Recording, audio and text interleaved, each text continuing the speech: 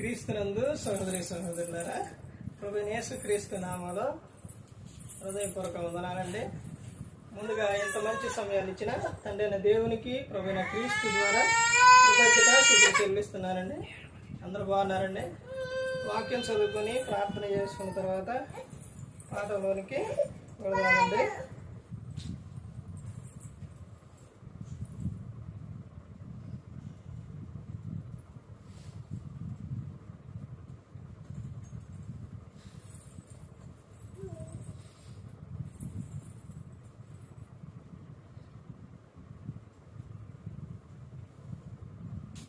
లూకా గారు రాసిన సువార్త 11వ అధ్యాయం 27వ వచనం. ఆయన ఈ మాటలు చెప్పుచుండగా జనసమూహములనున్న ఒక స్త్రీ ఆయనను చూచి, నిన్ను మోసిన గర్భమును నువ్వు కుడిచిన స్థానములను ధన్యములైనవని కేకలు వేసి చెప్పగా, ఆయన అవును గాని దేవుని వాక్యం విని దానిని గైకొని వారు మరీ ధన్యులని చెప్పెను. ప్రార్థన చేసు. పరలోకమందున్న మా తండ్రి, పరిశుద్ర ప్రేమ గల తండ్రి, గొప్ప తండ్రి, యెహోవా తండ్రి, మీ ప్రియకుమారుడు యేసుక్రీస్తు ప్రభువారి ద్వారా కృతజ్ఞతాస్తుతులు చెల్లిస్తున్నాము నాయన. కూడికంతట్లో మీరు నడిపించండి తండ్రి. వాక్యం బోధించుండగా ఈ లోక సంబంధమైన జ్ఞానంతో కాకుండా మీ జ్ఞానంతో మాట్లాడే భాగ్యం దయచేస్తారని మా ప్రభువైన యేసుక్రీస్తు నామమున వేడుకుంటున్నాం తండ్రి, ఆమేన్. ప్రభువైన యేసుక్రీస్తు నామములో హృదయపూర్వక వందనాలండి. దేవుని కుమారుడు యేసుక్రీస్తు ప్రభువు లోకానికి వచ్చిన తర్వాత పరలోక రాజ్యం సమీపిస్తుంది కనుక మారు మనసు పొందమని ప్రకటింప మొదలుపెట్టారు. అంశ పాఠం పేరు దేవుని వాక్యమును విని దానిని గైకొని వారు ఎవరో తెలుసా? దేవుని వాక్యము విని దానిని గైకొని వారు మరి ఎవరో తెలుసా? ఇది మనిషికి అర్థమవుతుందా? దేవుని వాక్యం ఎంత శక్తివంతమైనది. దేవుని వాక్యము హృదయంలో ఉంటే పాపం చేయకుండా కాపాడుతుంది. దేవుని వాక్యం మన త్రోవకు వెలుగు. దేవుని వాక్యం మనలను రక్షిస్తుంది, కాపాడుతుంది. ఇక్కడ ఏమని చెప్తున్నారంటే యేసుక్రీస్తు ప్రభువారు దేవుని వాక్యము వినాలి. వాక్యం ఈ రోజున వింటున్నారు.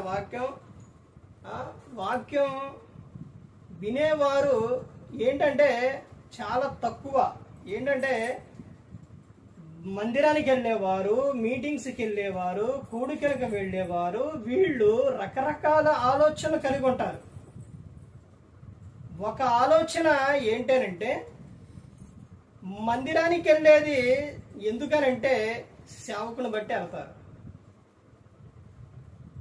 రెండో విషయం ఏంటంటే మీటింగ్స్కి ఎందుకు వెళ్తారనంటే అందరూ వస్తారు, వెళ్ళాలి కాబట్టి. కూడికి ఎందుకు వెళ్తారంటే ఆ కూడికి పెట్టుకున్న వారు పిలిచారు కాబట్టి. ఇంకా ఏ ఒక ఆలోచన ప్రకారంగా ఇంకా దేనికి వెళుతూ ఉంటారంటే ఎందుకు వెళుతున్నారు అని అంటే మనిషి తన ఇష్ట ప్రకారంగా తన ఇష్టమును నెరవేర్చుకున్నటకు ఇలా జీవించేవారు కూడా ఉంటారన్నమాట. సేవకులు కూడా అట్టే ఉన్నారు. సేవకులు కూడా ఎలా ఉన్నారు అని అంటే ఆత్మను రక్షించే విధంగా ఉన్నారు అని అంటే ఈ రోజున చాలా తక్కువ. ఆత్మల భారం తక్కువగానే ఆదాయం ఎక్కువ. ఈ రోజున ఏది చేసినా కానీ ఎక్కువ ఆదాయం కోసమే. వాక్యం వినేవారు ఉన్నారా అని అంటే చాలా తక్కువ. ఆ వాక్యాన్ని విని ఆ వాక్య ప్రకారంగా నడిచేవారు ఇంకా చాలా తక్కువ. ఇంకా చెబుతున్న విషయం విని దానిని గైకోను వారు మరి ఎవరంట? దానిని గైకోనాలి వాక్యాన్ని. వారి గురించే చెబుతున్నారు కదా. వారు ఎవరు అని అంటే ధన్యులు అని చెబుతున్నారు. ఈ సందర్భాలు ఎన్ని సందర్భాల్లో ఉన్నాయో తెలుసండి. ఒకటి, వాక్యం విషయానికి వచ్చేసరికి వాక్యాన్ని చదివేవారు ధన్యులు అని ప్రకటన గ్రంథం 1:3 ఉంటుంది. వాక్యాన్ని ధ్యానించేవారు ధన్యులు అని కీర్తనలో 1:3 ఉంటుంది. వాక్యాన్ని పరిశోధించువారు ఎవరంట? వారు ధన్యులే. అపోస్తల కార్యాలు 17:10-11 ఉంటుంది. వారు గనులు అని చెబుతుంది బెరియా సంఘం. ఇలా వాక్యాన్ని, దేవుని వాక్యమును ఒకటి ఏం చేయాలంట? వినాలి, తర్వాత దానిని గైకొనాలి. వారు మరి ఎవరనంటే ధన్యులు అని చెబుతూ ఉన్నారు. వాక్యం మాకెందుకండి? ఈ లోకంలో ఎలా బ్రతకాలో, ఎలా ఉండాలో, లేకపోతే ఎలా సంపాదించాలో, ఏ విధంగా ఉండాలో అలా బ్రతకాలి. కానీ వాక్యానుసారంగా బ్రతికితే అన్నీ ఏమొస్తున్నాయి? బాధలు వస్తున్నాయి, నిందలు వస్తున్నాయి, ఏమీ లేకుండా పోతుందని మనిషి ఒక్క ఆలోచన కలిగి మనిషి జీవిస్తూ ఉన్నాడు. ఇప్పుడు నువ్వు వాక్యానుసారంగా నడిచే వ్యక్తి అయితే సేవకుడు ఉన్నా లేకపోయినా నీ నోట బూతులు రావు. సేవకుడు అక్కడ ఉంటే బూతులు మాట్లాడరు, వ్యర్థమైన మాట మాట్లాడరు. అంటే ఎవరికి ఇదవుతున్నారు అని అంటే సేవకునికే. నువ్వు దేవునికి భయపడితే సేవకుడు ఉన్నా ఒకేలాగా ఉంటావు, సేవకుడు లేకపోయినా ఒకేలాగా ఉంటావు. ఎందుకనంటే ఆయన చూస్తున్నారు కాబట్టి. కీర్తన 139 కీర్తనలో ఉంటుందన్నమాట. ఈ రోజున నోటిలో నుంచి వ్యర్థమైన మాటలు. ఎందుకని? మరి వీళ్ళు ప్రార్థనకి వెళ్ళేవారు, మీటింగ్స్కి వెళ్ళేవారు, కూడికలకు వెళ్ళేవారు, అన్నిటికీ వెళ్ళేవారే బూతులు మాట్లాడతారు. ఎందుకని అని అంటే వీళ్ళు వెళ్ళేది ఎందుకు అసలు? వాళ్ళు ఇందాక చెప్పాను, మొదట్లో చెప్పాను, వాళ్ళు ఏదైతే ఒకటి సేవకుడిని బట్టి, తర్వాత మీటింగ్స్ అంటే అందరూ వస్తారు కాబట్టి, తర్వాత కూడికంటే దేనికో ఆ ఇంటి వారు మళ్ళీ రేపు పొద్దున రాలేదని అడుగుతారేమో అని, ఫీల్ అవుతారేమో అని దానికోసం వెళ్ళేవారు ఉన్నారు. ఈ వాక్యం విని వాక్యానుసారంగా నడిచేవారు చాలా చాలా తక్కువ ఉంటారు. ఉండకుండా అనేది ఉండరులే కానీ చాలా తక్కువ. 100లోని 70% వీళ్ళు ఉంటే 30% వాళ్ళు ఉంటారు. ఎందుకనంటే మనిషి యొక్క ఆలోచన ప్రకారంగా, మనిషి యొక్క ఇష్ట ప్రకారంగా జీవిస్తూ ఉన్నారు. అందుకనే నీ ఇష్టాన్ని తీసేయకుండా గ్రంథంలోని ఒకటే రాపించారు. ప్రసంగి గ్రంథం 11:9-10 యవనుడా, నీ హృదయం యొక్క ఆలోచన ప్రకారంగా, నీ హృదయం యొక్క ఇష్ట ప్రకారంగా ప్రవర్తించు, నడువు. కానీ వీటన్నిటిని బట్టి దేవుడు నిన్ను తీర్పులోనికి తెచ్చునని గుర్తుంచుకోనని చెబుతూ ఉన్నారు. ఇలా ఎంతో మంది సేవకులు యూట్యూబ్ ద్వారా కానీ వెళ్ళి కానీ ఎన్నో ప్రసంగాలు చెప్పిన వారు ఉన్నారు, చాలా మంది ఉన్నారు. కానీ వినేవారు ఎంతమంది, పాటించేవారు ఎంతమంది? ఈ రోజున చూడండి, మీటింగ్స్ ఒక ప్రాంతానికి, ఒక చర్చికి వెళుతున్నారని అంటే ఎందుకు వెళ్తున్నారో తెలుసండి? వాళ్ళని అడిగి చూడండి, చెబుతారు. ఆ చర్చి బాగా ఉంది, బాగా చుట్టూ చూడటానికి వెళ్తారు, ఆ ప్రదేశం చూడటానికి వెళ్తారు. తర్వాత అక్కడికి జనం వెళుతూ ఉంటే, అమ్మో అంత జనం వెళ్తున్నారు, మనం కూడా వెళ్ళాలి అని ఆ జనం వెంబడబడి జనం వెళ్తున్నారు కాబట్టి వెళ్ళటం. ఇంకో విషయం ఏంటంటే అక్కడ బొం బొం బొం బొం భడక్ అంటే ఏంటి? ఇవన్నీ అద్భుతాలు, ఆశ్చర్యకార్యాలు, స్వస్థతలు ఇవన్నీ జరుగుతున్నాయి అని అంటే మనిషి దానికి వెళతారు. ఇంకా వెళ్ళినప్పుడు ఇంకా పెడతా ఏంటి? విందు ప్రేమ విందు ఉంది అని అంటే దానికి వెళతారు. ఇంకా ఇన్ని విధాలుగా వెళుతూ ఉంటే నువ్వు వాక్యం వినేది ఎప్పుడు? వాక్యాన్ని వింటున్నావు నువ్వు. ఇన్ని ఒక్కొక్క ఆలోచన ఒక్కొక్కడు కలిగి ఇన్ని విధాలుగా కలిగి జనం వెళుతున్నారనంటే ఎప్పుడు నువ్వు వాక్యానుసారంగా నడిచేది? వాక్యం వినేది ఎప్పుడు? వేలాలు వెళ్తున్నారు, లక్షలాలు వెళ్తున్నారు. ఎంతమంది మారు మనస్సు పొంది ఎంతమంది వాక్యానుసారంగా నడుస్తున్నారు? ఈ లెంట్ డేస్ అని పెట్టారు, 40 రోజులు వాళ్ళు ఆ డ్రెస్ విషయాల్లో కానీ, వాళ్ళ మాట విషయాల్లో కానీ, వాళ్ళ ప్రవర్తన విషయాల్లో కానీ, అన్ని విషయాల్లో ఈ 40 రోజులు జాగ్రత్తగా ఉంటారు. మరి 41 రోజు 42 రోజు నుంచి అప్పుడు కూడా ఉంటావా?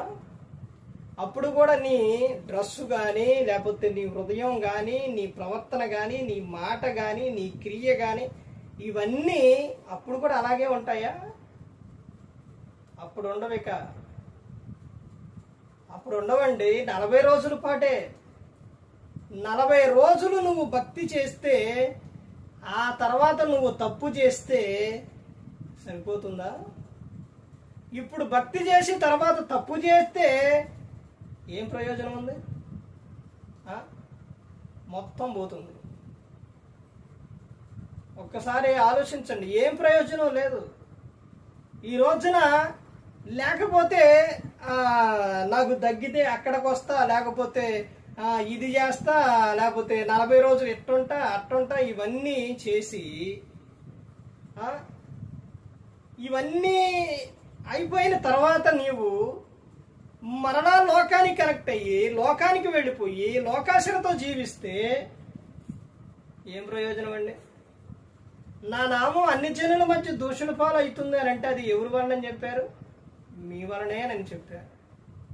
ఆ తర్వాత 40 రోజులు నువ్వు ఎంతో భక్తిగా ఉండి తర్వాత నుంచి నువ్వు తాగుతుంటే, తిరుగుతుంటే, అవి చూసిన వాళ్ళు బయట ఉన్న జనం అవి చూసి, ఎరా వీడి అంత మొన్నటిదాకా ఎంత భక్తిగా ఉన్నాడురా, ఇప్పుడు చూడరా ఎట్ట తాగుతున్నాడు, ఎట తిరుగుతున్నాడు. ఇదేమి భక్తిరా? అసలు చూడండి ఏ విధంగా అనుకుంటారు, ఎలా మాట్లాడుతుంటారు. క్రైస్తవుడంటే క్రీస్తు నమ్ముకున్న తర్వాత ఒక 40 రోజులు కాదండి, నువ్వు ఉన్నంత కాలము కూడా పరిశుద్ధంగా ఉండాలి. నువ్వు ఆ 40 రోజులు ఎలాగైతే ఉంటావో నీ బ్రతుకు కాలం అంతా కూడా అలాగే ఉండాలి. అలా కాకుండా మరలా నువ్వు ఈ 40 రోజులు భక్తిగా ఉండి 40 తర్వాత నువ్వు భక్తిగా లేకపోతే ఏ ప్రయోజనం లేదు. ఇందులోని ఒక సందర్భం యెషయా గ్రంథంలో ఉంటుంది. వారు ఉపవాసం ఉన్నారు. ఉపవాసం ఉండి ప్రార్థన చేసిన తర్వాత దేవుడు ఆ ఉపవాస ప్రార్థన అంగీకరించడం. అప్పుడు వాళ్ళు అడుగుతారు కదా, ఎందుకు ప్రభా మా ప్రార్థన ఎందుకు అంగీకరించలేదు? మేము ఉపవాసం ఉండి ప్రార్థన చేస్తే ఎందుకు అంగీకరించలేదంటే, మీరు ఉపవాసం ఉన్నప్పుడు ఏం చేస్తారు? అప్పుడే వ్యాపారాలు చేస్తారు, అప్పుడే తిట్టుకుంటారు, అప్పుడే మీ పనులు చేసుకుంటారు, అప్పుడే అన్ని చేసి మరలా వచ్చి నేను ఉపవాసం ఉన్నాను కదా అంటావు. అది నాకు ఇష్టమైన ఉపవాసమా? అదేనా నాకు ఇష్టమైన ఉపవాసం అని దేవుడు చెబుతారండి. అందుకని ప్రతి ఒక్కరూ గమనించుకోవాలి, ప్రతి ఒక్కరూ కూడా తెలుసుకోవాలి. క్రైస్తవ భక్తి అంటే కొంతకాలం కాదు. క్రైస్తవ భక్తి అంటే ఆట కాదు, వేషధారణ కాదు. అర్థమైందండి? భక్తి అంటే ఎంత ఇదిగా ఉండాలి అంటే బైబిల్ గ్రంథంలో మనకు మాదిరి చూపించారు యేసుక్రీస్తు ప్రభువారు. ఆయన పోలే నడుచుకోవాలి. ప్రతి ఒక్కరూ గమనించుకోవాలి. యేసుక్రీస్తు ప్రభువారు 40 రోజులు రాత్రులు పగలు ఉపవాసం ఉన్నారు. ఆ తర్వాత ఎలా ఉన్నారు? ఆయనలో ఏ లోపం కానీ, ఏ తప్పు కానీ ఏదన్నా ఉందా? ఏ ఒక్కడే కూడా దొరకలేదు, ఏ ఒక్కటి లేదు. ఎప్పుడు ఆయన ఒకేలాగే ఉన్నారు. కొన్ని రోజులు భక్తి, కొన్ని రోజులు లోకం అన్నట్టు జీవిస్తే ఎలాగంటే అలా కాదు. ప్రతి ఒక్కరు గమనించుకోవాలి. వాక్యం విని దాని ప్రకారంగా గైకొనవారు మరి ఎవరనంటే ధన్యులు అని చెబుతున్నారు. నువ్వు ధన్యుడిగా, ధన్యురాలుగా ఉండాలి. నువ్వు భూమి మీద దీవించబడాలి, ఆశీర్వదింపబడాలి, నువ్వు బహుగా ఫలించాలి, ఆయనతో పాటు ఉండాలి. ఏ ఒక్కరు కూడా నశించి నరకానికి వెళ్ళిపోకూడదు. యేసుక్రీస్తు ప్రభువారు ఈ లోకానికి వచ్చి మనందరి కోసం సిలువలో తన ప్రాణాన్ని పెట్టి ఉన్నారు. మరి ఈ విధంగా నిలబెట్టి మాట్లాడించిన తండ్రి దేవునికి కృతజ్ఞతాస్తుతులు చెల్లిస్తూ, ఇంతవరకు శ్రద్ధగా ఉన్న మీకు ప్రభు పేట నా హృదయపూర్వక వందనాలు చెల్లిస్తూ ఈ మాటలు ముగిస్తున్న అందరికీ వందనాలు.